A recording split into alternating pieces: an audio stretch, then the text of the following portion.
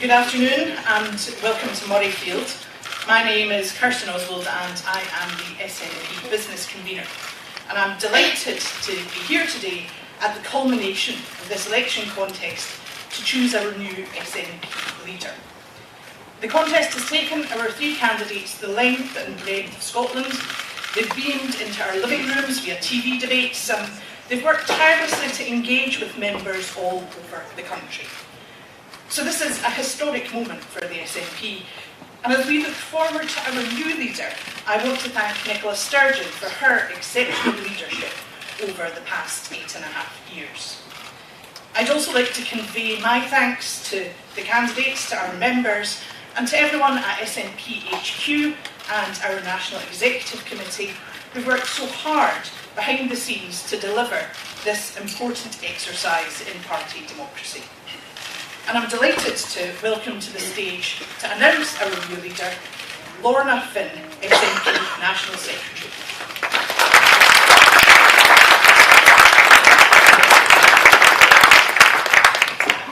As National Secretary of the SNP, I have been given the results of the party leader election 2023 from my voice, the Ballot Services Company. These are as follows. The final number of eligible members was 72,169. A total of 50,494 ballot papers containing a valid vote were received. There were 3 rejected postal ballot papers. The turnout was therefore 70%. 48,645 of the ballots were cast electronically and 1,849 of the ballots were cast by post. The first preference votes are as follows. Ash Regan, 5,599. This represents 11.1% of the first preference vote. Kate Forbes, 20,559. This represents 40.7% of the first preference vote. Hamza Youssef, 24,336. This represents 48.2% of the first preference votes. As no candidate received more than 50% of the votes, Ash Regan, as the candidate who received the least number of first preferences, was eliminated, and the second preference votes in favour of Kate Forbes or Hamza Youssef were given to them. The result after those votes were redistributed was as follows. Kate Forbes, 23,890. This represents 47.9% of the final vote. Hamza Youssef, 26,032. This represents 52.1% of the final vote. I therefore declare Hamza Youssef duly elected as the Scottish National Party leader.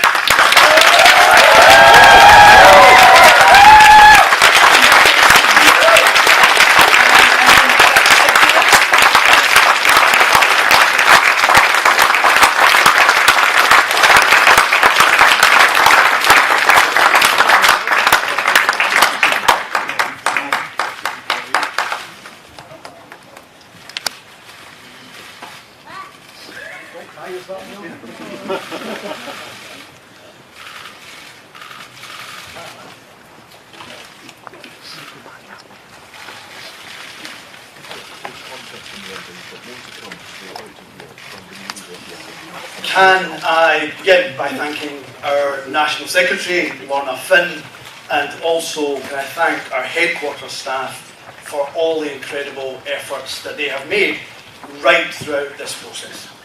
It is hard for me to find the words to describe just how honoured I am to be entrusted by our membership of the SNP to be the party's next leader and to be on the cusp of being our country's next First Minister. Can I begin by paying tribute to my colleagues, both Kate and Ash. During almost 20 hustings, it's probably felt like we've seen each other more than we have our respective families. You both have put in an incredible shift, and I know that collectively we will continue to work hard as part of Team SNP. I am not just humbled of that, I most certainly am. I also feel like the luckiest man in the world to be standing here as the leader of the SNP, a party I joined almost 20 years ago and that I love so dearly.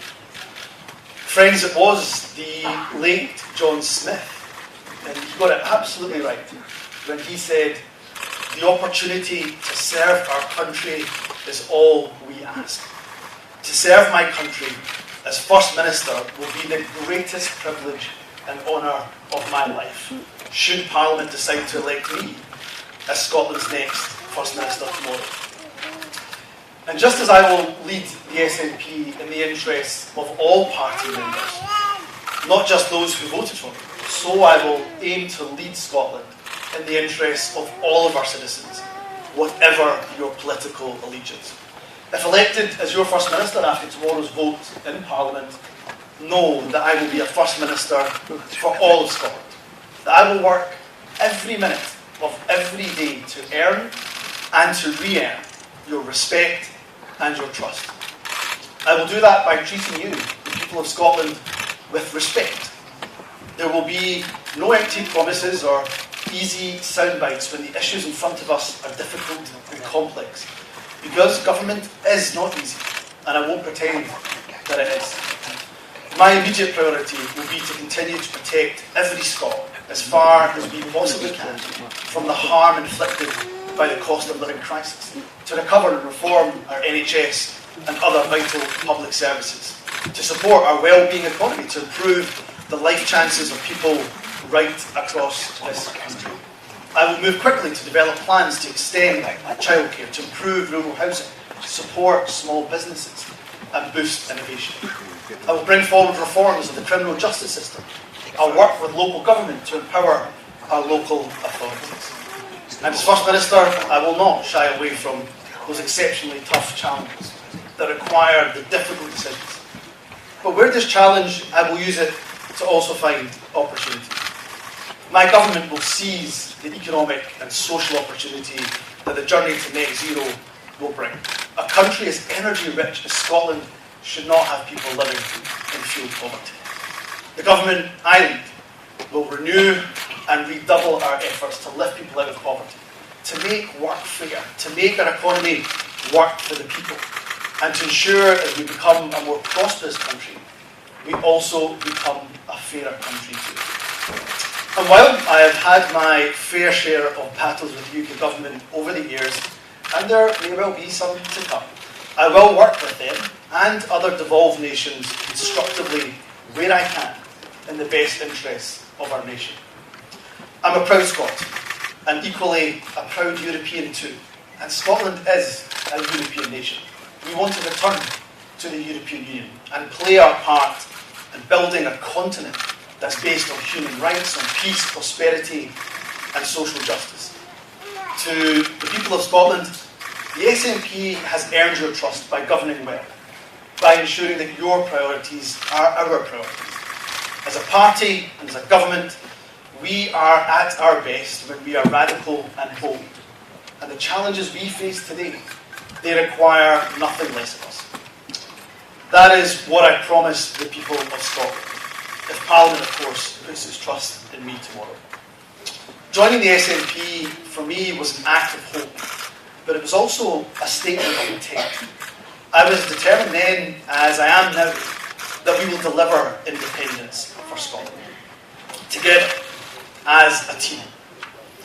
Leadership elections, by their very nature, can be bruising. However, in the SNP, we are a family. Over the last 5 weeks, we may have been competitors or supporters of different candidates. We are no longer Team Humza or Team Ash or Team Kate. We are one team, and we will be the team. We will be the generation that delivers independence for Scotland. Where there are divisions to heal, we must do so quickly, because we have a job to do. As a party, we are at our strongest when we are united. And what unites us is our shared goal of delivering independence for our nation. To those in Scotland who don't yet quite share that passion that I do for independence, I will aim to earn your trust by continuing to ensure we govern well, and earn your respect as First Minister by focusing on the priorities that matter to all of us. And in doing so, using our devolved powers to the absolute maximum effect to tackle the challenges of the day. And for those of us in this room and watching who do believe in independence, we will only win by making that case on the doorsteps. And my solemn promise and commitment to you is that I will kickstart our grassroots, our civic-led movement, and ensure our drive for independence is in fifth gear. The people of Scotland need independence now more than ever before, and we will be the generation that delivers independence for Scotland. Before concluding, I want to take the opportunity to thank some very, very special people indeed, and I wouldn't be standing here today if it wasn't for the support and the encouragement of a number of hard-working people. First of all, there is my amazing wife, Nadia. She is not just my rock, she is my compass, who helps to guide me through the most difficult times in life. There is no way, not a chance in hell, that I would be standing here if it was not for your love, for your support, and for your advice. Thank you for believing me and for always being there for me. I will love you more, and I do love you more than words, more than the words that I can find to express. To my girls, this job will at times be all-consuming, I suspect, but know that there is no more important job in my life than being your dad. To Maya and Mal, you will always, always come first. To my mum, to my dad, to my sisters, thank you for your unwavering support throughout my life, for picking me up when I have been down and for telling me to keep going when at times I had my doubts. I'd also like to thank my phenomenal campaign team. You have worked day and night over the last few weeks to support me. You've all sacrificed time with your family and your friends because, like me, you believe in our vision of a progressive, socially just Scotland, and I will not let you down. A special mention to Neil Gray. He is quite simply the best cornerman I could have asked for. During the roller coaster of emotion that is any leadership contest, you have been by my side, and there is no way I would have made it to the finish line without your support. And to my good friend and colleague, Shona Robinson, your wise counsel has been indispensable to me during this contest. To our now former leader, Nicola Sturgeon, and her deputy in government, John Swinney, thank you for your dedicated service to this party, to our country, and to all the people of Scotland. You have left me strong foundations to build upon. And thank you to my colleagues in both parliaments, across local government, and activists around the country who have been so supportive and so encouraging. I will ensure that I harness all of the talent across the party and across the country as I build that team that will take Scotland forward to deliver our nation's independence. From our brilliant MPs, led ably by Stephen Flynn and by Mary Black in Westminster, to our leaders in local government, as well as our exceptional group of MSPs in the Scottish Parliament, our Parliament has an array of talent right through its ranks. Our parliamentarians, our councillors, our activists, our members, all have a vital part to play on our journey to independence, as do our friends right across the independence movement.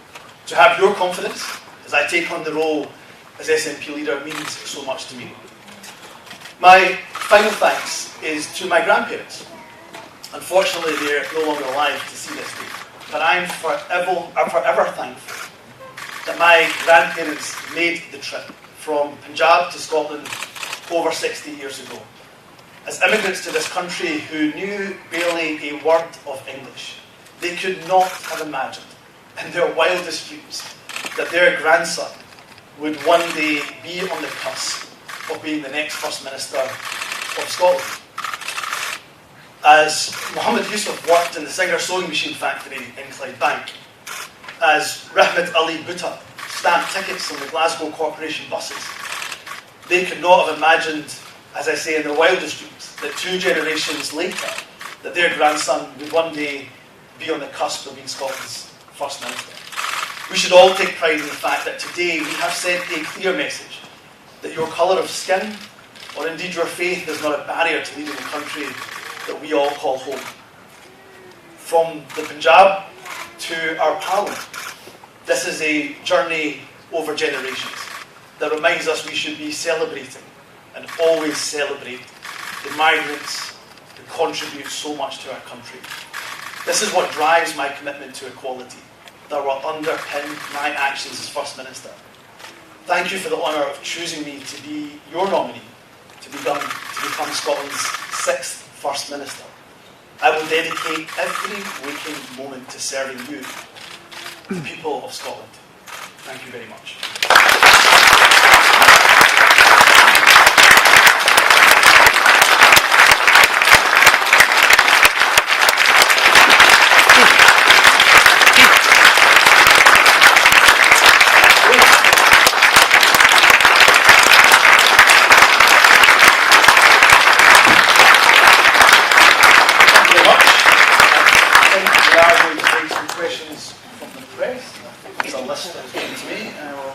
There we go.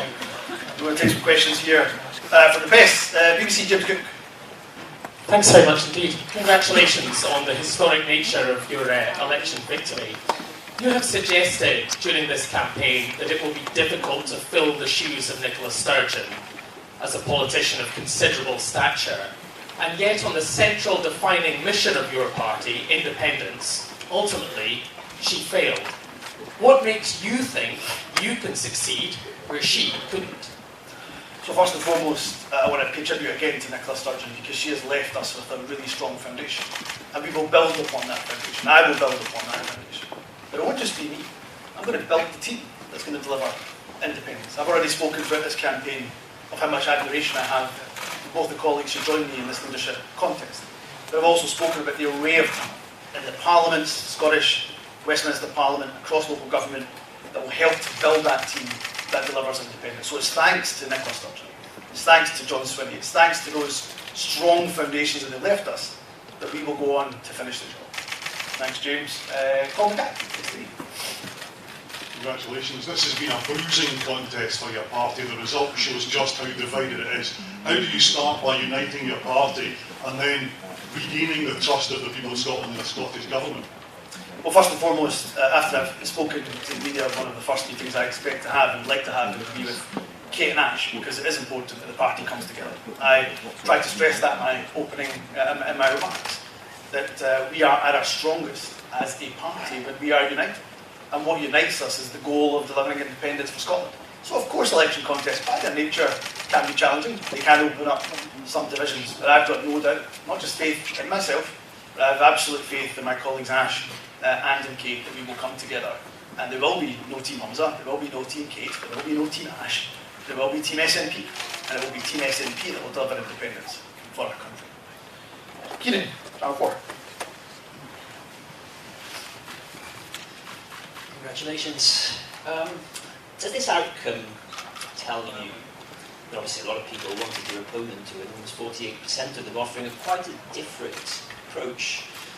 You were the continuity candidate in this election. Does this result tell you that continuity won't cut it? Well, I'm delighted to be standing here as the person that the majority of membership have put their faith in. But what I will do is, of course, reach across the divides that may well exist. I've always said, much as I admire and respect Nicola, and I really do, I will be my own way. I will do leadership my own way. And one of those ways will be to have as big a tent as possible. And that includes, of course, the various different platforms that have been put forward by my colleagues. I want to speak to them as soon as I'm finished speaking to you, because we have to harness not just the talent, but the ideas that my colleagues have brought forward. So, as I've said to the other colleagues who have already asked questions, I don't view this as there being factions or teams. There's going to be one team that's going to deliver us independence. In terms of the government, we are still, of course, the party that is more trusted than any other political party in Scotland. I'll not take that for granted. I'll not be complacent about that. But we have won the trust of the people of Scotland because we have delivered for them. And that is my aim, to continue to deliver for the people of Scotland. Clara. Just behind you. Congratulations, first of all. The polls were suggesting throughout the contest that you, of the three candidates, were the most incompetent, weak and untrustworthy. How are you going to turn that around and not fail on the SNP's election winning machine that it has been over the course of the last few years? Well, I'm delighted to be part of that election winning machine and be part of government for 10.5 years. But on top of that, of course, I'm delighted that when I've stood for election, I've been elected and re-elected with a big majority from the people of Glasgow Pollock, who I'd like to thank for putting their trust in me over the years.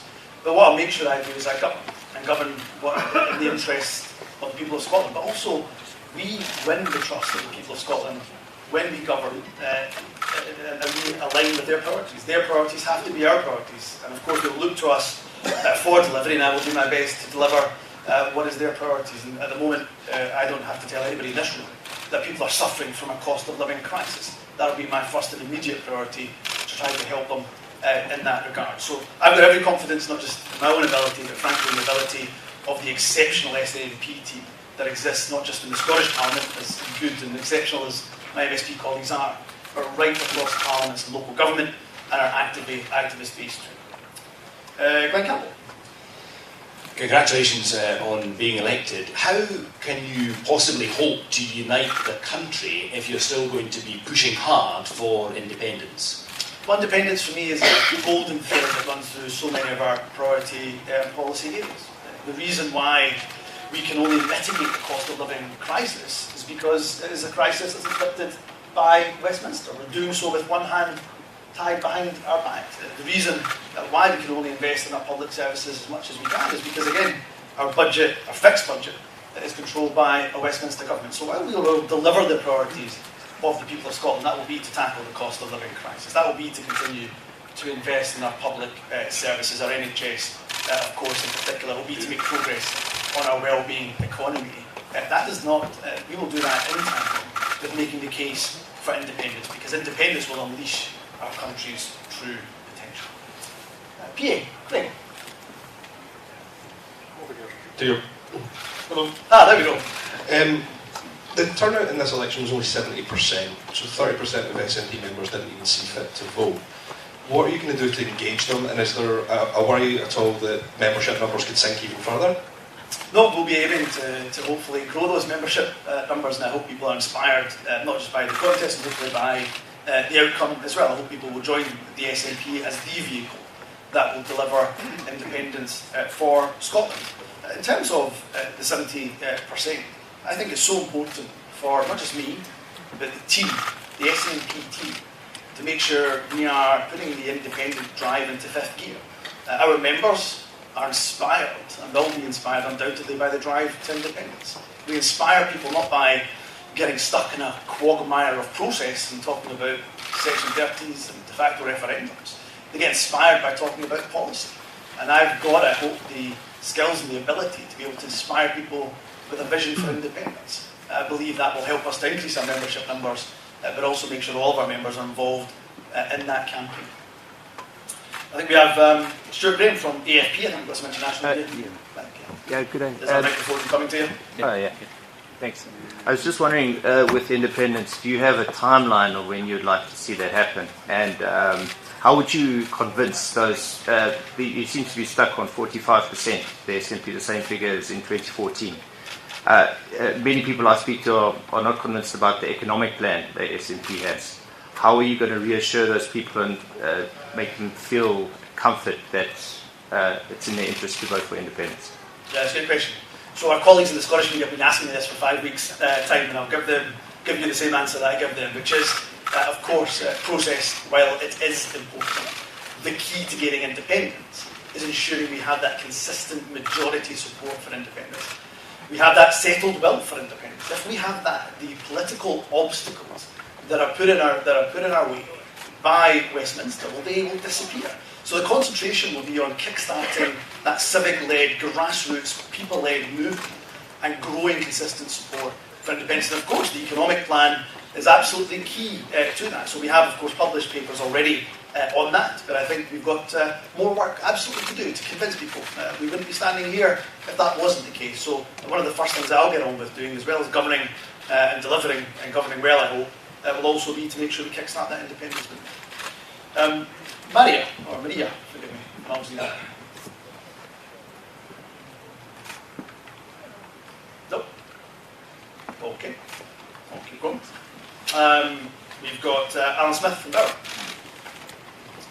Congratulations. In response to the question from Colin, you said in terms of uniting the party, speaking with both Kate and Ash, does that mean there'll be room around your cabinet table for both of your leadership rivals? And just secondly, in terms of the vote, just over 26,000 first and second preference votes means you become SNP leader, ultimately becoming First Minister. What do you say then in response to opposition parties who will claim that you have no mandate to govern and perhaps there should be an election? So, look, I salute the fact that you've been asking me for weeks now, Alan, for exclusive on my cabinet. That is something, of course, that I'll be giving consideration to and announcing in due course, but I've never shied away from saying both Kate and Ash are not just exceptional talents within our party, but have clearly got a role to play, a continued role in Scottish public life.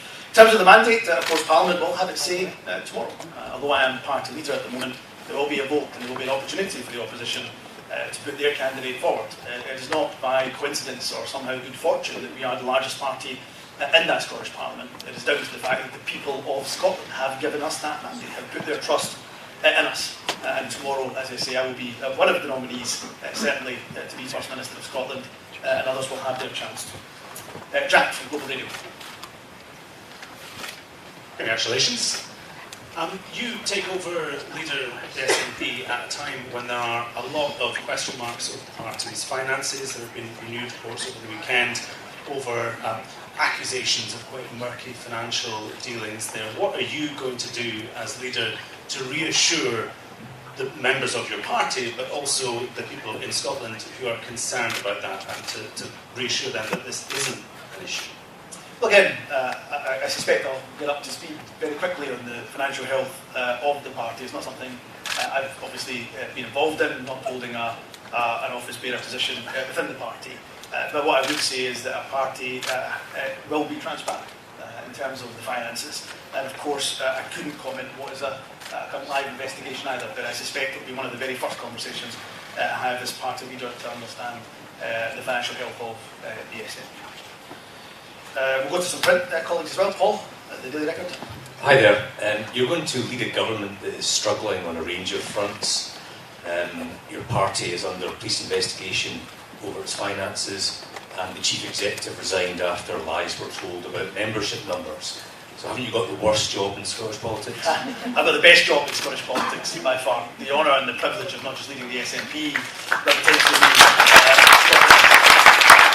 next First Minister. I inherit a party that is the most popular in Scotland by quite some distance. I inherit a party that has the largest membership by quite some considerable distance. I have inherited a leader, the government, that has a record of achievement that would be the envy of any other government, not just across these islands, but in many other parts of the world too.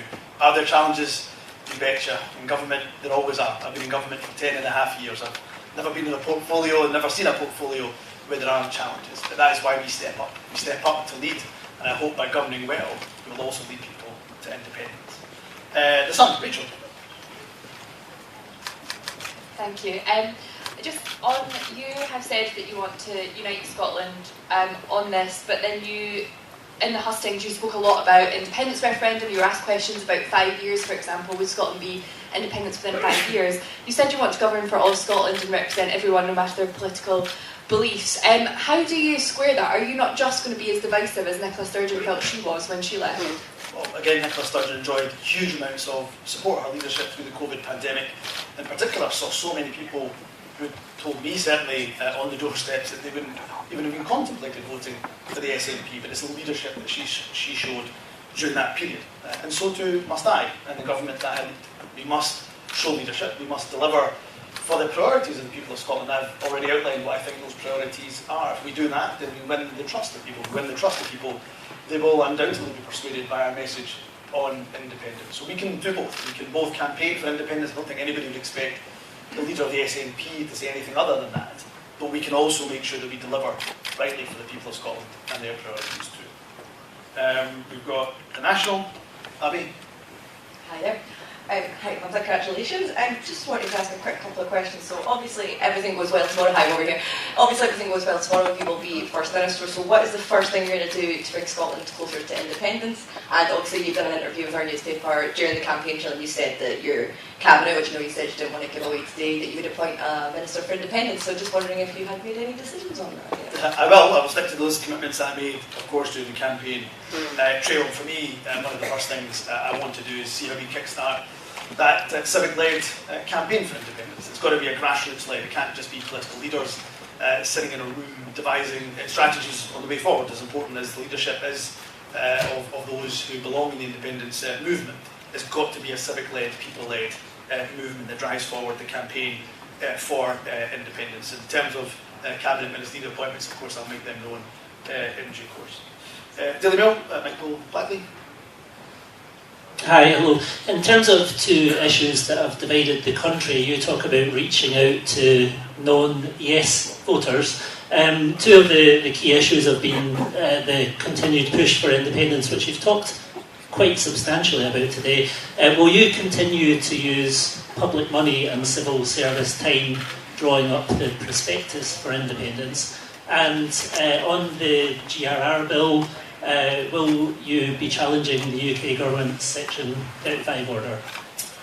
So, generally, I think when a party wins an election, and as thoroughly as the SNP has every right, of course, to make sure it makes good on the promises in its manifesto. We will do that, and of course, the civil service will help us to deliver on all of our manifesto, which includes, of course, independence. We won the election quite comprehensively in 2021. So, just as the UK government have the right to use their civil service to pursue their ambitions around the Constitution, it should be no surprise that we will work with the civil service to do the same for independence. In terms of the GRR bill, I've made my position absolutely clear on Section 35. I see it as a veto, as a power grab by the UK government. I don't think they have any right to use that Section 35 power, given that the majority of Holyrood, of course, backed the GRR bill. So, of course, my first principle, my starting principle, is to challenge that Section 35 order. Peter, who is the education platform, Night Reports. There's a microphone coming to Peter now. Or you can project if you wish. I think I need the microphone actually, I'm sorry.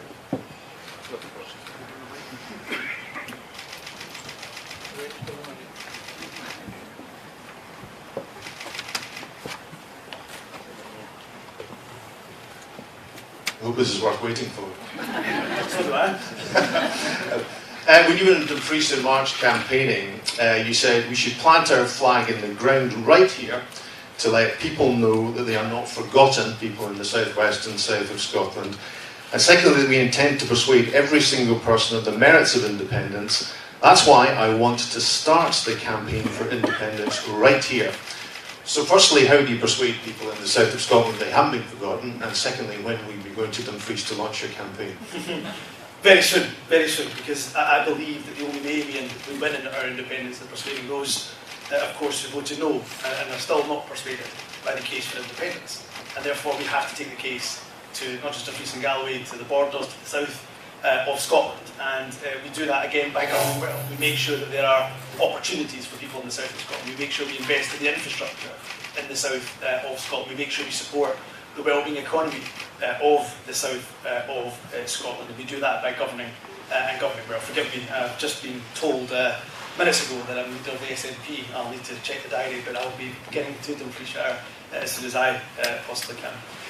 I'll need to leave it there because there are a range of other commitments that I have to make. I want to thank you again to the members of the SNP, to our parliamentarians who are seated here, to our campaign team, and most importantly to my family for all the support and all the encouragement that they have given me. We have a lot of work to do and get on with, so I suggest we get on with it. Thank you very much.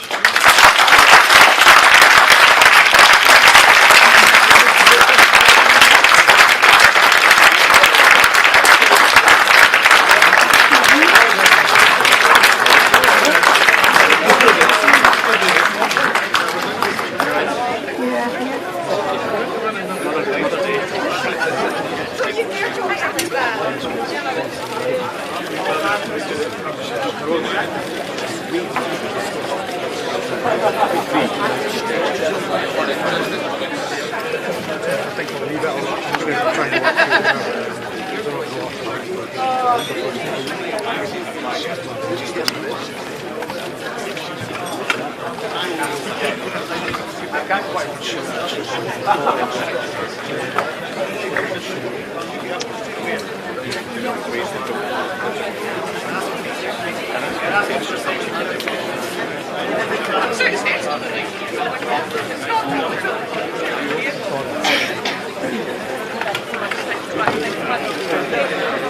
just really delighted for Lisa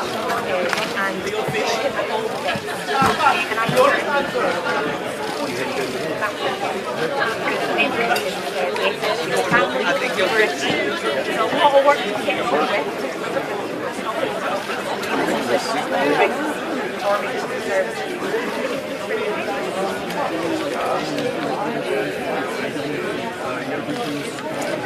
absolutely, and I think the message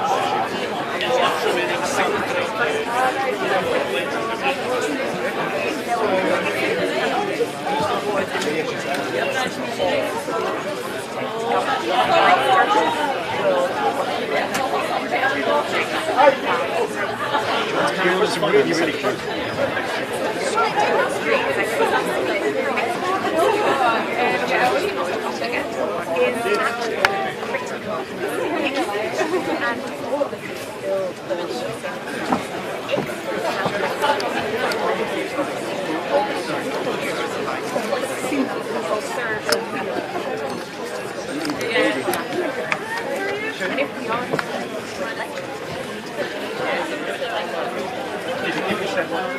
You should start your work.